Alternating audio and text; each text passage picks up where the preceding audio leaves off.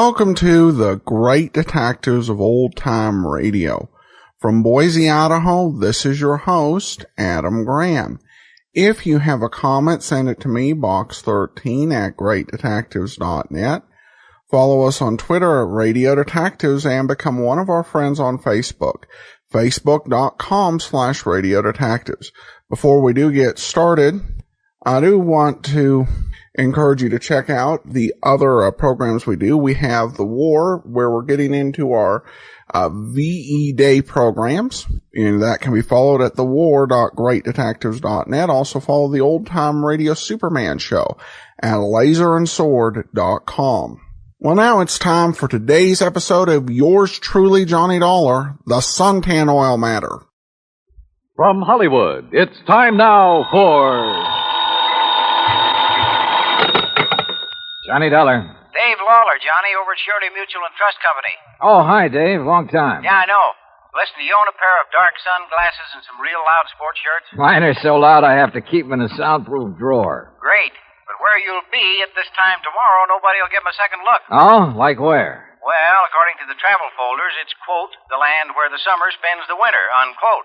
In other words... Palm Springs, California. Dave, you're on. Good. But don't forget, this could be pretty expensive for your company.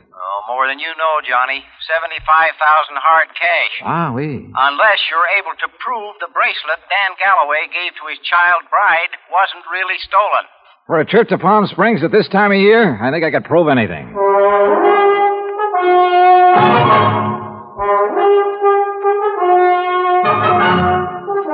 Bob Bailey in the exciting adventures of the man with the action-packed expense account. America's fabulous freelance insurance investigator. Yours truly, Johnny Dollar.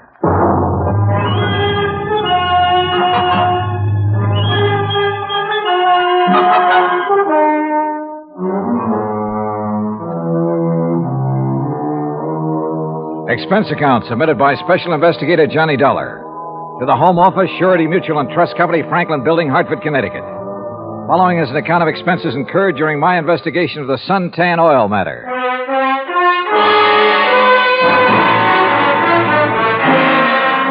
Expense account item 1, $197.40. Airline fare and incidentals, Hartford to Palm Springs, California.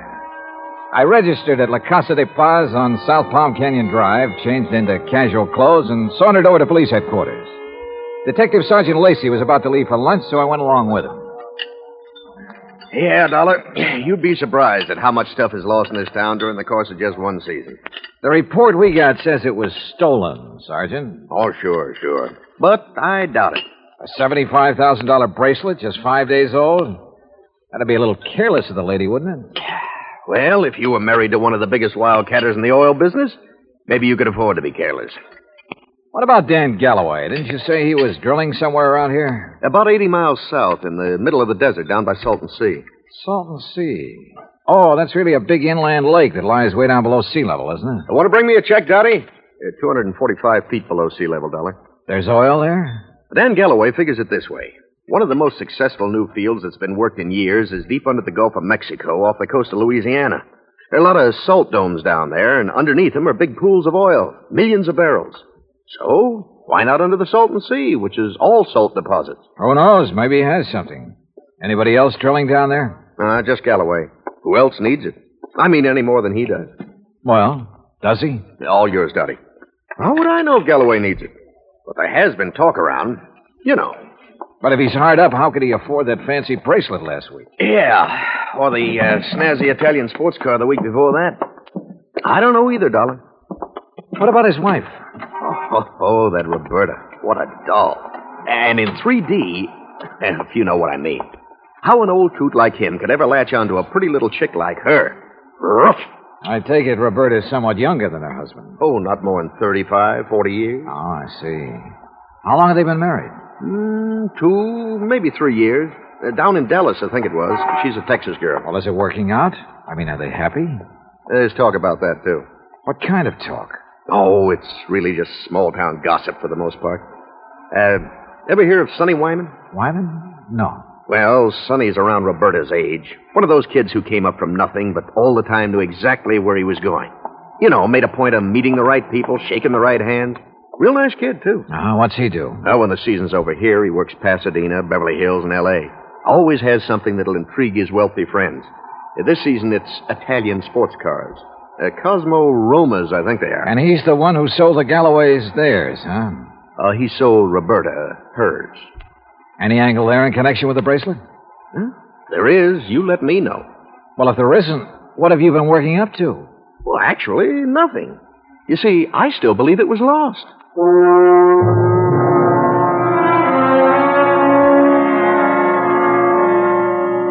Expense account item 2, $35 for rental of a drive-your-own car.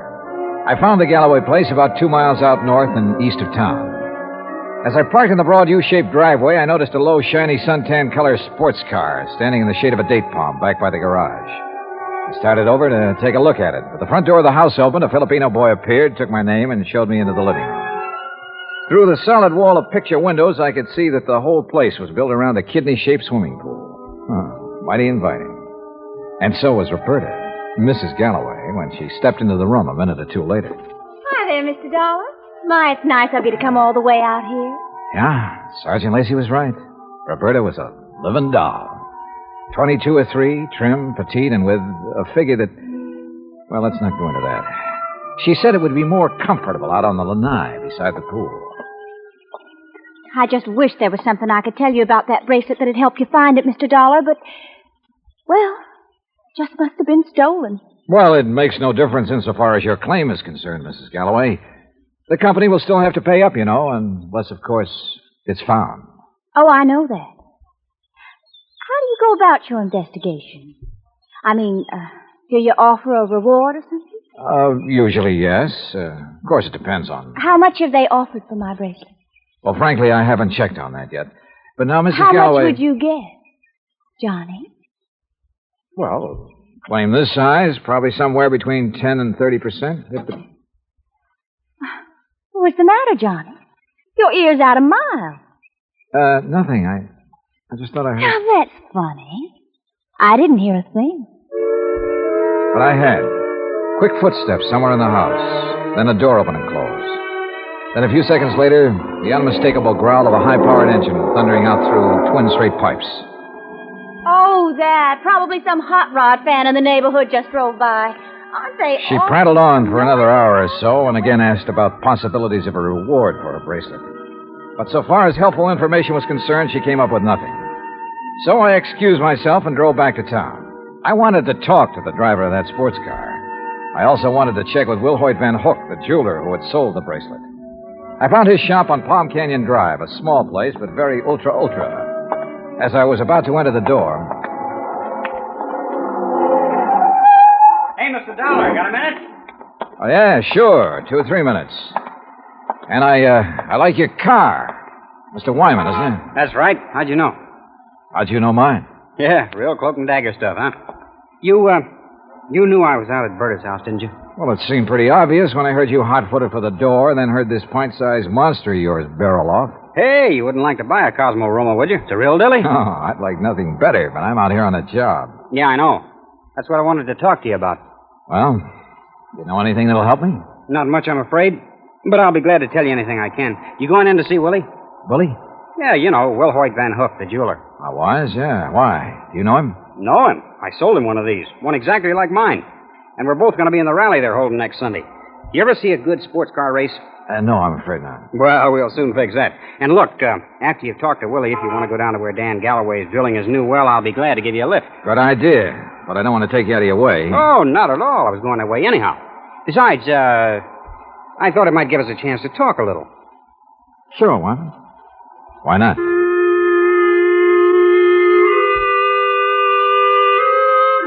With a name like Wilhoit Van Hook, I expected...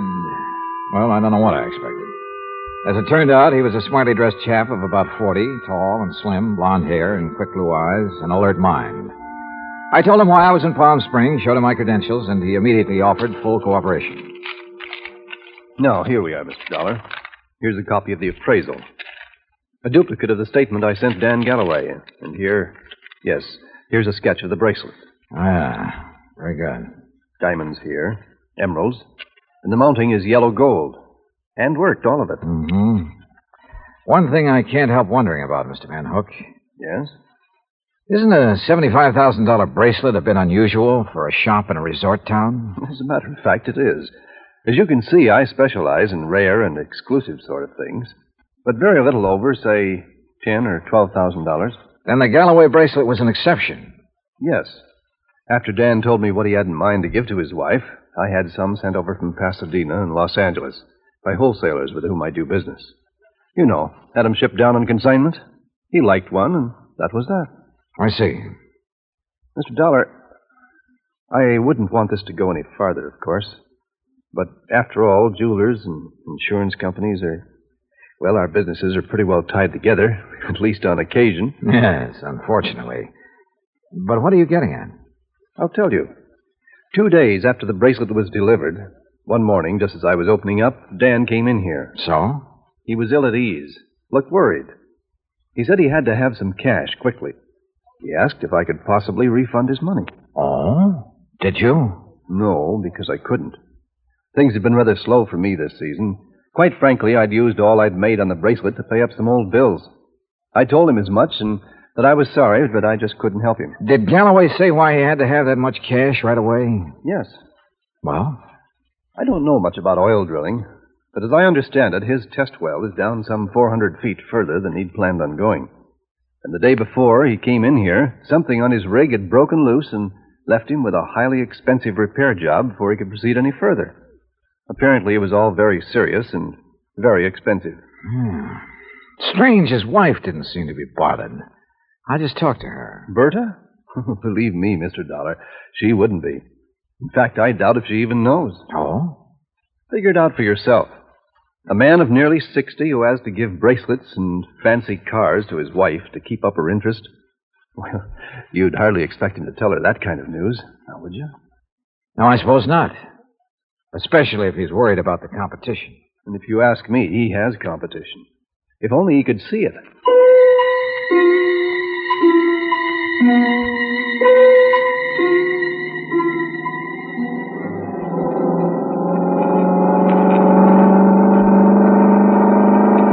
That suntan and chrome Cosmorama was all Sonny Wyman claimed it was. It purred like a kitten, performed beautifully. But I was more interested at the moment in what Sonny wanted to talk about. Johnny, I'm going to be perfectly blunt with you. I'll go along with that. Out at the house a while ago, I felt pretty foolish when you arrived, and Berta insisted I hide until she could get you out on the lanai. Did she have any particular reason? Well, you see, we know that... Well, there's some talk going around about Berta and me. Any truth in it, Sonny? A little, I guess.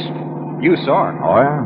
I mean, there's nothing serious between us. It's just that, well, with Dan away so much of the time, we have fun together. Yeah, sure. Now, what about the bracelet? You mean who might have stolen it? That's the general idea. I don't know. I have no idea. That sound funny to you? Should it? Well, after all, Dan and Berta keeping their house open to everybody. People in to swim, play badminton, cocktails, barbecues. I guess half the population of Palm Springs has been there at one time or another. And even if it weren't an invited guest, why, it'd be simple for someone to just sneak in and walk off with it. Providing, of course, they knew where it was kept. Well, yeah, someone who was close enough to... Well, yeah, I heard Berta ask you about a reward for it. You think a big enough reward would turn it up? I would think so. I understand that stolen jewelry brings about 20 cents on the dollar. Sometimes it brings 20 cents. Sometimes 20 years. Well, yeah. Well, I just wonder. How's the car business doing, Sonny? Oh, great. It's really one of the reasons I'm driving out this way. Oh, a prospect? An oil-rich Indian or a well-to-do prairie dog? Hardly. No, I told you we were having a sports car rally on Sunday. Well, being the promoter, so to speak, I'm going down to check the course. If you're still around, you ought to come. Oh, maybe I will. Having some good events, too. Willie Van Hook and I are running a match race. He's quite a bug, you know. And ever since I sold him the twin to this job, he's been working it over. Special carburetor, racing cams, everything. Yeah, no wonder I can't afford this kind of stuff. Oh, man. You'd be amazed at the amount of money that changes hands on wait a minute, Sonny. Isn't that an oil rig over there? Yeah, Dan Galloway's. The rig itself's about 50 feet out in the lake. The shack or office or whatever you want to call it's over the other way. You see? About a quarter of a mile beyond those Joshua trees. I'll drive you over. He did. There was an old car parked near the shack, so we figured Dan Galloway must be inside. Sonny Wyman dropped me in front of it, then took off in a cloud of dust and exhaust gas. I picked my way between the cactus plants, opened the door without knocking, and barged right in. Mr. Oh, hello. No use asking if Mr. Galloway is here. I can see he isn't. No, he isn't. Is it all right if I wait? I'm Johnny Dollar. I'm Mrs. Galloway, Mr. Dollar. Huh? Hell, that is, I'm the first Mrs. Galloway. The former.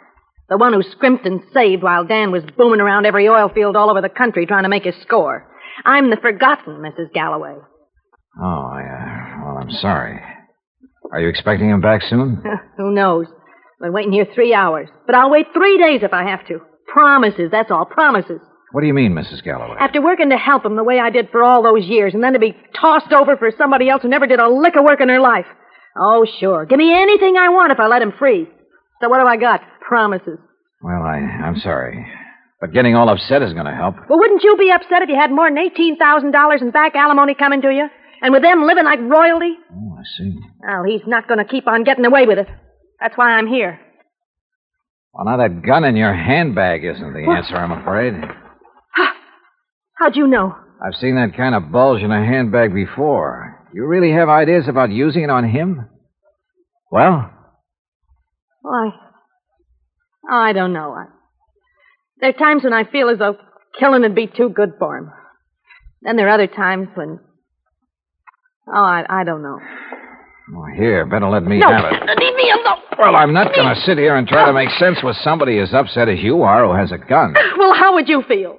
What would you do if you were me? How should I know? But killing him isn't the answer. Isn't it? Or sitting here shouting at me. Who are you anyway? What are you doing here? I came out here to see your husband, your ex-husband, on business. What kind of business? A friend drove me out here and figured Dan would drive me back. But since he isn't around, there's no point in my staying here. Or you either. Well, maybe you aren't You going have to a car, so you and I are driving back to Palm Springs. I'm not leaving here till I see Dan. Until I get some money from him. Or see him dead. Maybe he's at the well. All right. Maybe he is over there. Now, come on. Why I took this on, I didn't know. But I couldn't leave that slightly frantic woman sitting there, waiting, with murder in her heart. For all I knew, she'd murdered Dan already. Better inspect the gun later. The road down toward the oil rig was just a pair of ruts in the desert sand. Then, just as we cut in between some yucca plants and a wind-blown Joshua tree, I slammed on the brakes. There, in the middle of the trail, lay a man's body, crushed and twisted. Dan Galloway had been carefully, repeatedly, run over by a car.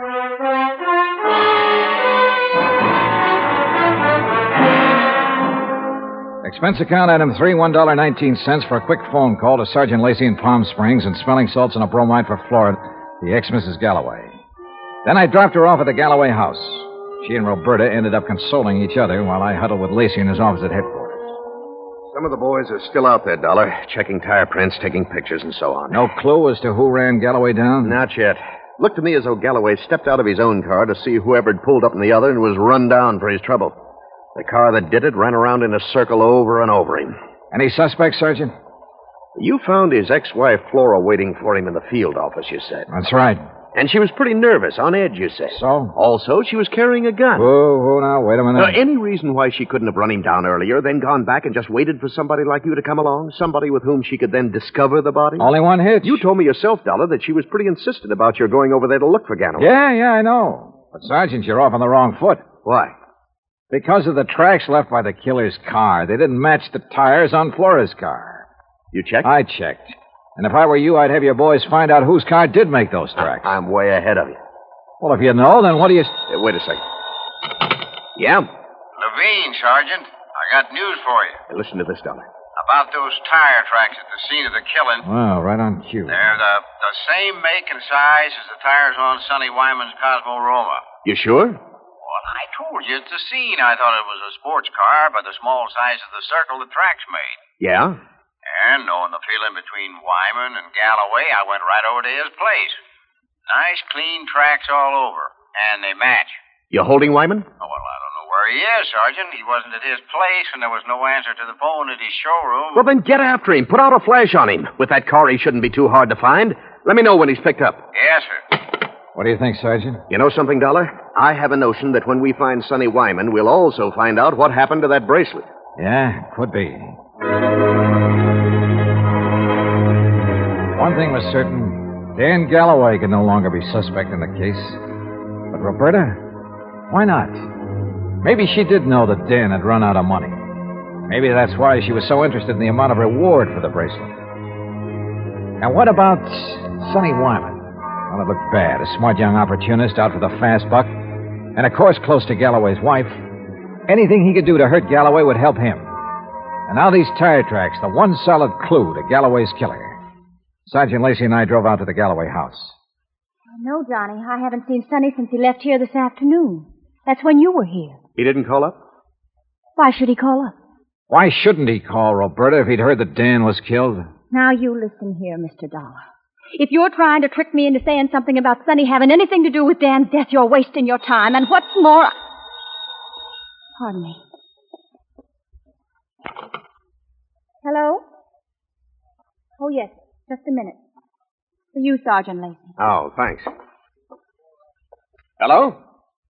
Yes? Yes, when? Yeah, I see. Okay, Levine, thanks. Has he found Sonny Wyman? He sure has. And if you want to see him, you'll have to go to the coroner's office. What? Oh, no. Yeah, that souped-up car of his. A couple of miles out of town. Ran off a curve and over a 100-foot bank. Within minutes, Lacey and I were at the scene of the accident, looking things over with the help of flashlights. Yeah, he must have been really burning up the road to spin and roll this far off the highway. But surely he must have been familiar with that curve. Oh, sure. He knew these roads around here as well as anybody in the county.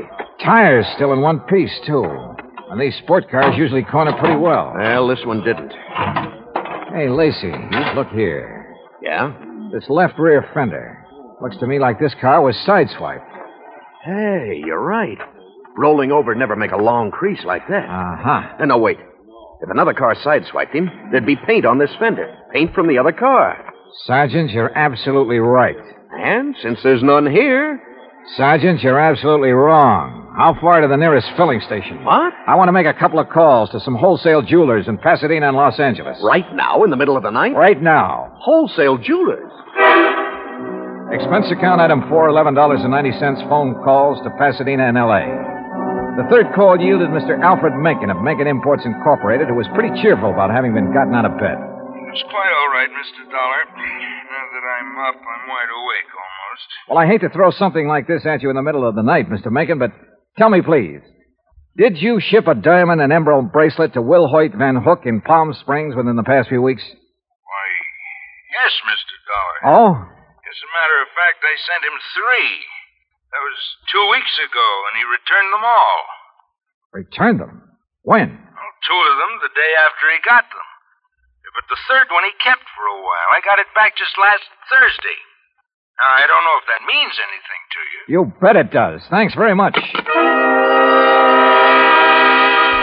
Lacey and I piled into one squad car, 4 patrolmen in another. It was several miles out to the little ranch where Van Hook lived, and Lacey and I chewed it over as we drove along. Don't hold out on me, Johnny. Whatever made you think of Willie Van Hook is the one who drove Sonny Wyman off the road? Well, apparently there was no paint on that fender from the car that sideswiped him. Actually, there was. Holy... Of course. Van Hook's car is exactly the same color as Sonny's. Another thing. The car that ran down Galloway, like the one Sonny drove, even down to the tires, but not necessarily the same car.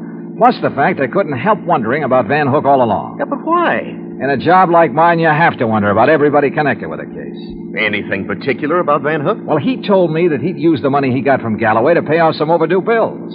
And yet, a few weeks ago, he was able to buy an $8,000 sports car. It ties up, Dollar. It all ties up. But how did Sonny Wyman figure in it? Oh, Sonny was a fellow who lived by his wits. He may have reached the same conclusion about Van Hook that I did. May have had an idea for latching onto the reward money. He mentioned the matter of reward to me a couple of times. Or he may have had ideas for blackmailing Van Hook. Another thing. Van Hook saw me drive away from his shop in Sonny's car. That meant he had to act fast, get rid of Galloway, who'd given him back the bracelet, and, of course, take Sonny out of the picture, too. Yeah, it all seems to add up very nicely. And when we face Van Hook, well, there's his place now. Here's his driveway. Well, either he's skipped out or he's asleep. No lights on in the place. Well, if you ask me, he's far... No, wait. Yeah? The third window on the right. The blind was pulled away for a second or two. Well, then let's get out of this car. We're sitting ducks in here. Well, how about it, Sergeant? What do we do? You boys split up. Cover the back and sides of the house. He's in there? Yeah. Okay, boys. Come on. Johnny, maybe you better keep out of this. Are you kidding? Hey, listen. That car door, I'm sure of it. Yeah, I know. Holy... What's he up to? Gonna lock himself in and take the monoxide route? Come on. Are there back doors in that garage? Not that I know of. Here, wait a minute. Van Hook! This is the police. We've got men all around this place. Turn off that engine and come out of there with your hands over your head. Don't be a fool, Van Hook. You haven't got a chance. Come out of that garage. Hey, did you see that? He drove right through the door of his garage. Come on, Lacey, the car. Get after him, you guys. Get moving. Yeah, come on, boys.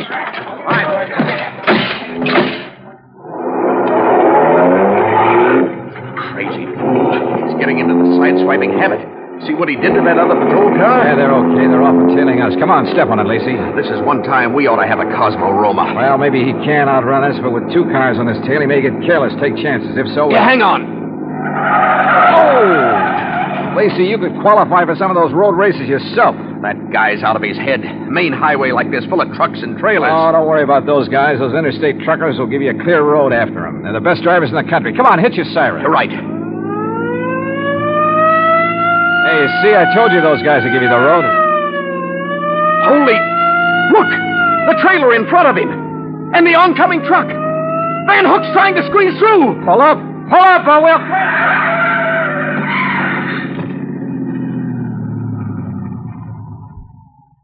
Well, he squeezed through all right. Squeezed right through the pearly gates.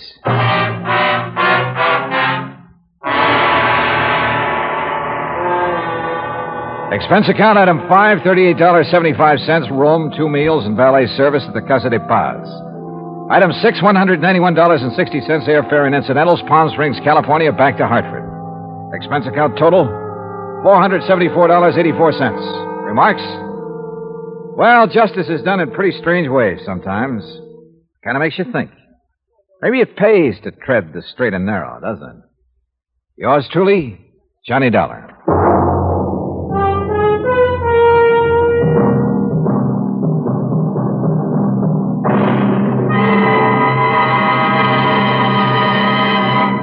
Now, here is our star to tell you about next week's story. Next week, international intrigue. A beautiful girl and a very clever chemist. Join us, won't you?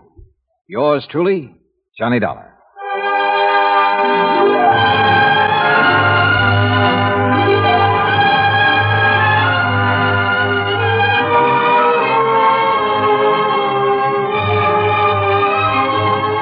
Yours truly, Johnny Dollar, starring Bob Bailey, originates in Hollywood. It is written by Paul Franklin and is produced and directed by Jack Johnstone. Heard in our cast were Barbara Eiler, Paula Winslow, Forrest Lewis, Frank Nelson, Sam Edwards, Austin Green, and Shep Menken. Musical supervision is by Amerigo Marino. Be sure to join us next week, same time and station, for another exciting story of yours truly, Johnny Dollar.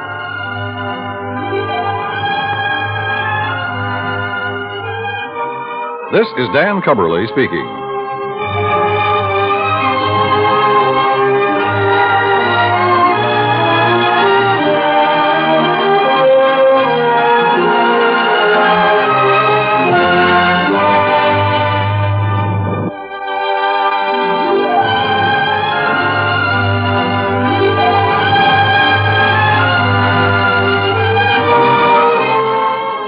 Johnny Dollar has come to you through the worldwide facilities of the United States Armed Forces Radio and Television Service.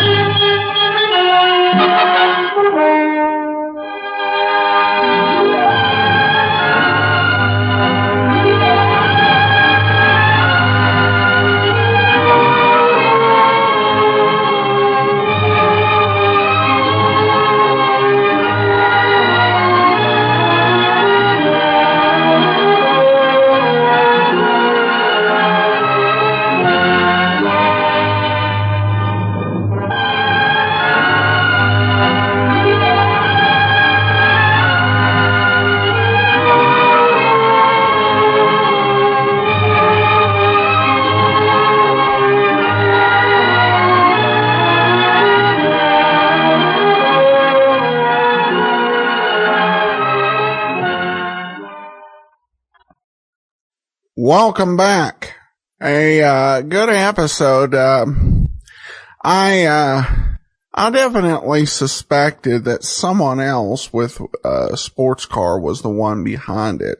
Particularly the way they made the point of how many of the same sports car were being sold.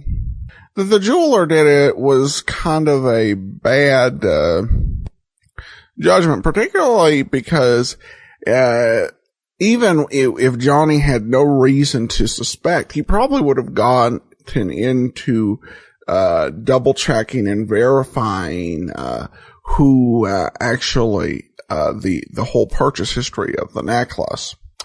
Well, speaking of some reality checks, received this from a listener, and William says, as a retired firefighter who was present at hundreds of scenes, I realized that emergency care has changed over the years. However, I thought it was amazing that Johnny Dollar, and this refers to the Templeton matter, was able to fly to Boston and arrive at the jewelry store heist, and the gunshot victim still had not been transported to the hospital. Ambulances at that time had far less equipment than today, so the best approach was to rush the victim to a hospital rather than provide anything other than urgent care at the scene. Just a reality check, Corbin. Well, thanks so much, and that's certainly a point, and there probably, if there was an explanation, it may have been written for a series or even for a story where Johnny would be going within his own home city. It isn't, and I guess the one thing is that as much as the time for taking flights has increased, maybe they thought, it'd be pretty simple for Johnny, particularly with the short distance, to fly to Boston in time to find the victim still at the scene. Probably not right. But, as Johnny didn't have to take off his shoes and go through the metal detectors, and he might have made it a little quicker still. It would have been more likely for him to run into the suspect at or run into the victim at the hospital.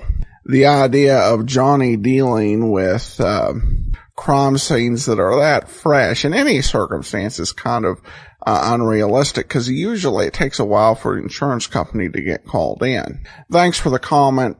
And we turn now to some iTunes reviews. Mad Mox 2000 says, Adam Graham has excellent taste in this fantastic genre. I've been a fan of old-time radio for over 30 years and thought I'd heard all the good ones, but Adam continues to introduce me to great new shows. Hope you never leave the ether, Adam. Keep up the good work. Sincerely, David Moxon. And then Dr. Sandman BC says, the best podcast I've ever listened to and the only one I've ever bothered to rate. Listen to it every night. Helps clear my mind of the daily grind. Adam does a great job, and I enjoy hearing his insights into each episode. I only started listening recently. I've been working my way from the early episodes. You can really hear Adam's growth. Well, thanks so much. I do appreciate your comments. And that will actually do it for today. We will be back tomorrow with our final 2 episodes of Police Headquarters. And then be sure and join us again next Friday for yours truly, Johnny Dollar. In the meantime, send your comments to box13 at greatdetectives.net. Follow us on Twitter, Radio Detectives, and become one of our friends on Facebook, facebook.com/Radio Detectives. From Boise, Idaho, this is your host, Adam Graham, signing off.